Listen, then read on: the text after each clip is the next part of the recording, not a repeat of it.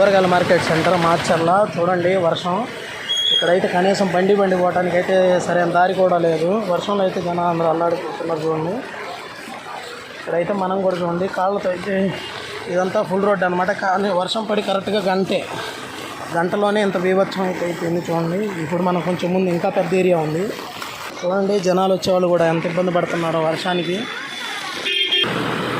నాకైతే కాళ్ళు కూడా మునిగిపోయినాయి. చూడండి ఈ వర్షాలకు అసలు బయటికి వెళ్ళకూడదు. ఈ వర్షాలకు బయటికి వెళ్తే దగ్గులు, జ్వరాలు, జలుబులు వస్తున్నాయి.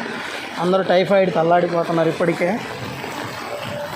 నేనంటే తప్పదు కాబట్టి, నాది షాపు కాబట్టి కొంచెం బిజినెస్ అని చెప్పేసి నేను బయటికి రావడం అయితే జరిగింది.